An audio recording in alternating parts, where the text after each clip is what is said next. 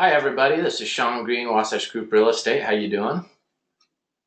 Hey, this is the owner-occupant investor contract package completion video. This is going to be the video that helps you fill out the HUD contract and be sure it gets executed properly by your buyer and title company and all the associated parties.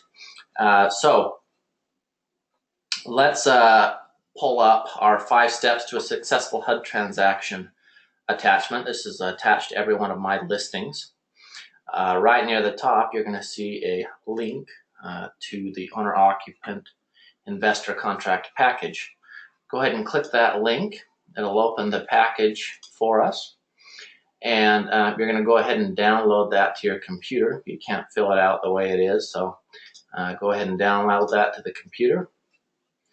Downloading over here. Now it just popped up as downloaded. So I have one completed just for time's sake, and we're going to take a look at it. We're going to go through each line.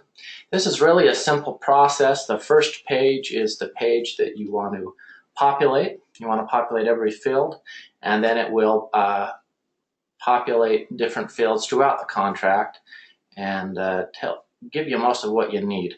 By populating this first page, you've done about 90% of the work. So let's go through each field individually. What I recommend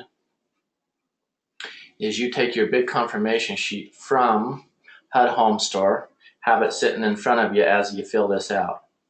You want the information in the contract to match exactly that information that was put into HUD Home Store when you made the bid initially. So if you did not print off a copy of the bid confirmation, you can log into HUD Home Store, look up the bid by buyer, and you can find it and open it and print it, and you'll have it right there so that you match exactly. Okay, so you put in the case number. That can be found in the listing or on HUD Home Store. This is the property address. Remember, enter it exactly as you had in HUD Home Store. City, state, zip. We'll go down to purchaser's information. John Doe and Jane Doe. Put both of their social security numbers in, and their current address, city, state, zip. Contact phone number here. Jane Doe and John Doe are combined down here. This is an auto-populated field. It just gives you the purchaser's combined name. Okay. Now, this style in which title will be taken, this is area of common errors. All you need to do is click the down pointing arrow and select the appropriate field for your buyer. These particular folks want to take title as husband and wife. Okay. Next, you have the selling agent / broker information. So you're going to put your broker's name in, your broker's name, your broker's EIN or social security number. This is simply referring to their tax ID. Many brokerages are going to have an EIN. You might have a few with a social security number, but it's one or the other. Okay. Brokerage NAID. This is your broker's HUD ID, in other words. Your broker will know that. If he does not know that, or he does not have one, you're going to have to get in contact with me directly, and we can talk about some alternatives. Brokerage address here, brokerage phone number. This is your information, so the buyer's agent. Here we have Jane Agent, her cell phone, and her email. Okay. Okay, getting down to the purchase info off of our bid. Off our bid confirmation number, we're going to enter our bid confirmation number. Off of our bid confirmation sheet from HUD Home Store, we're going to enter our bid confirmation number, our purchase price, any closing cost that the offer asked HUD to pay, selling broker commission, listing broker commission, net to HUD, again, right off the bid confirmation sheet, earnest money deposit, date of the offer. Lead-based paint addendum down here, of course, is required if the property was built prior to 1978, not required if built after 1978. Financing type, FHA 203B, 203K, conventional loan, cash purchase. Okay, just check the appropriate option there, and the purchaser type, whether they're an owner, occupant, or an investor. When you originally submitted your bid on HUD Home Store, you selected yes or no regarding whether the buyer's bid could be selected as a backup offer. Put whatever you selected originally. Doesn't particularly matter at this point, but I'm not sure why they asked for it. But now keep in mind the HUD has implemented the Buyer Select program in all states managed by Sage Acquisition. So what this means is you no longer have to close with HUD's. HUD no longer has a title company they require you to close with. So you're going to put your buyer's preferred title company info in here. Okay, so that's the first page. And so after you've populated that, you're going to see a lot of this information pop up in the bid. So we're going to go through it and just double check it. It's good, not perfect. So let's just be sure it didn't miss anything through here. Looking pretty good. Yep, 203B with repair escrow. It says to be determined in all these fields. It populated them, so leave them.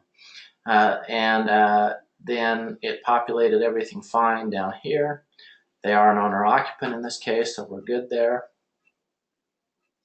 It auto-populates this for you. The sale shall close no later than 45 days from the seller's acceptance of contract on financed offers. If you had selected cash offer, it would have been 30 days.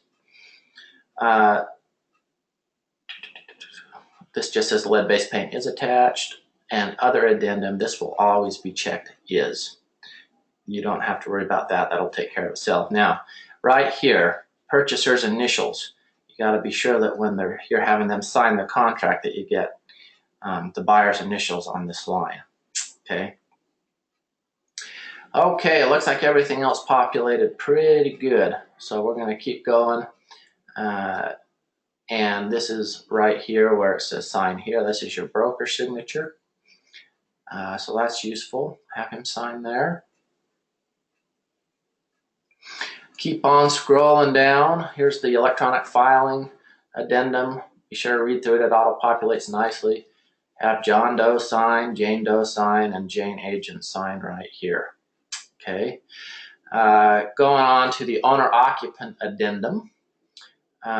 This is applicable, of course, if it is going to be owner-occupied. This would not be applicable if you were representing an investor on this purchase. And go ahead and sign where indicated. Have Joe Broker sign where indicated.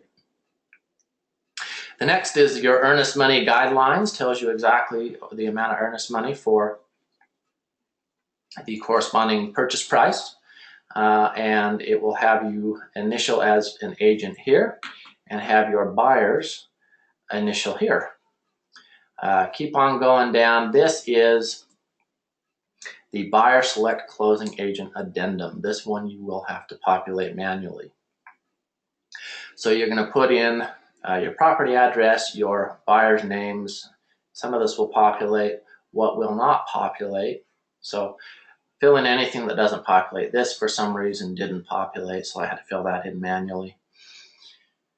And you're going to put in your buyer selected title company. So put in the title company name, phone number, your escrow officer's name or primary contact person, maybe their assistant or a secondary contact person here, their mailing address, city, state, zip, phone number, and email address. And it says, has this closing escrow company previously been registered with HUD? Give them a call. If they have, check yes. If they have not, check no. What they're asking for here is if your title company has previously closed a HUD transaction under this new Buyer Select program, they will have a title ID, which they're asking for here. If they have not closed a property under this new Buyer Select closing agent program, they will not yet have a title ID, so check no, and HUD will get in contact, well, the asset manager will get in contact with them and coordinate the assignment of a title ID. So moving right along, purchaser signature here, selling signatures here, selling agent signature here, closing company sign here, okay? So moving along to the closing instructions and certification. This is very important for your title company in particular.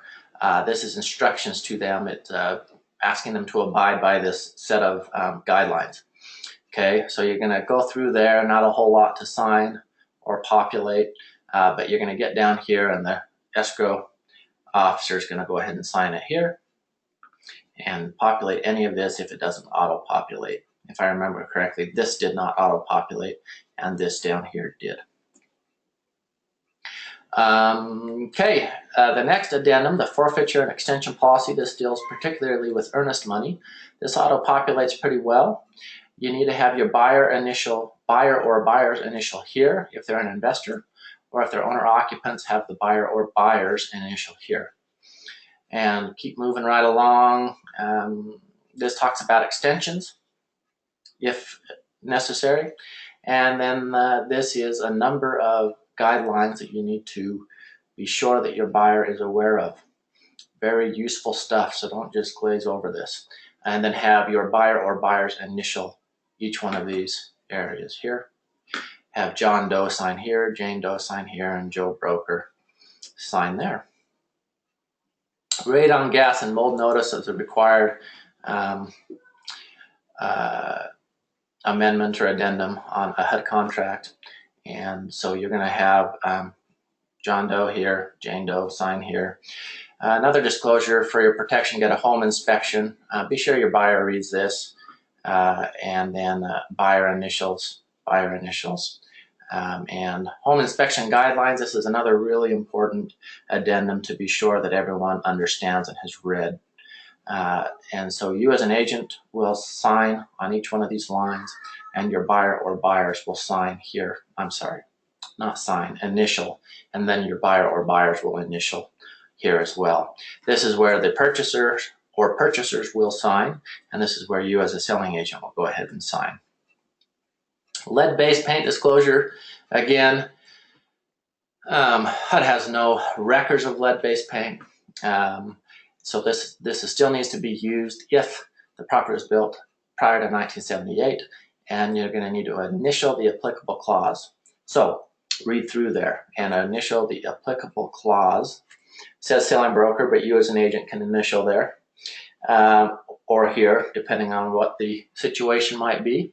And then have the purchaser initial on this line, just saying that they've received the pamphlet, the lead-based paint pamphlet, and that they have received a 15-day opportunity to conduct a risk assessment or inspection for the presence of lead-based paint. So these are both buyer's initials. Selling broker will initial here. This can also be the selling agent. And then have the purchaser sign, co-purchaser sign, selling broker, and this is of course for HUD to sign, so don't leave that blank. Getting down here to the property disposition 203K addendum.